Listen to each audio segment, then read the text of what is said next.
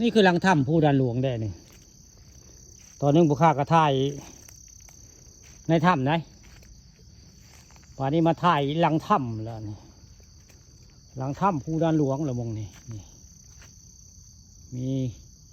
พลานหินได้มองนี่มันมีได้ดินมีแต่พลานหินนี่ละต้นไม้ก็อัศจรรย์นะเกิดในพลานหินนี่ต้นไม้ต้นไห้บ่นี่เมืองแรกก็คือจะเป็นต้นไห้อยู่ในเมืองแรกก็ได้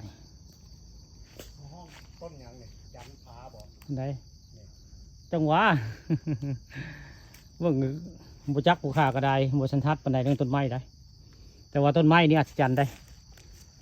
พี่น้องอันนี้เป็นต้นไม้ออกในหินมองบุขาย่างท่ายทำนี่เป็นหินนะมองนี่พื้นพระด้านหินก็คักใบไม้ปลูกไว้นี่ใบไม้เต็งไว้แต่ว่า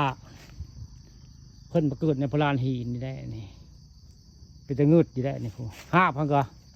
สับลาบลงมาแล้วผู้ห่างไม้อัศจรรย์ไม้เกิดในพลานหินได้นี่แหละบริเวณหลังถ้ำพระภูดานหลวงแหละผู้ข้าวว่าวจาจะใต้ได้วังนึงนั่นมานี่มายืนว่าวยืนจาอยู่ในเทิงถ้ำใต้ลงไปคือเป็นถ้ำพระเนาะเมื่อกี้นี้ลงไปแล้วอันนี้ขึ้นมัวมาจาอยู่ในเทิงถ้ำภูดานหลวงมองนี่ก็มีพระเด้เดินเดี๋ยวพระองค์นึงเดี๋ยวผมบริเวณนี่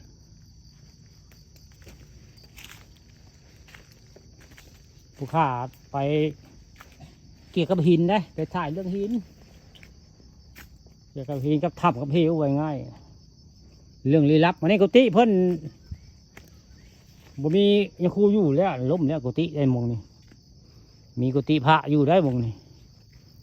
บ่มีแล้วบ่มีพายุแล้วมันล้มมาได้กุฏินี่เหลือแต่พระนี่แล้วนี่นั่งอยู่นี่นี่คือบริเวณ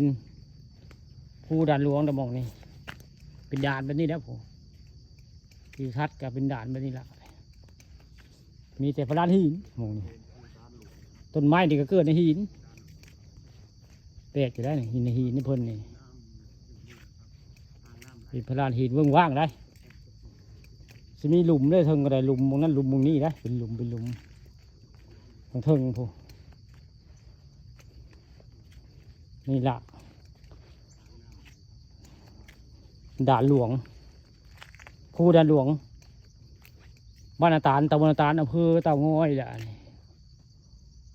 ผู้ข่าปาทองคำเอาเรื่องจริงผ่านจอมาให้เบิ่งมากับลุงมงคลได้ผู้คนมานำนะลุงผู้ข่ามานำได้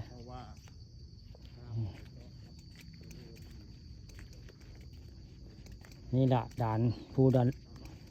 นหลวงหรือว่าสำนักสงฆ์กระเมศมองนี้ข้าปาลคำเอาเรื่องจริงผ่านจอ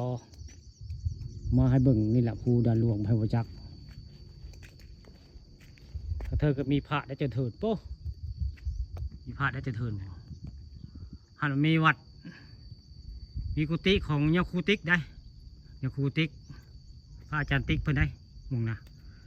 มีกุฏิหลังนึงแต่ว่าเพิ่นได้มรณภาพมาได้มีแต่กุฏิเก่าง่ายๆยังคู่บ่มีนะฮะบ่มียังคู่แต่ก่อนก็มียังคู่อยู่เทิงขึ้นไปมีอยู่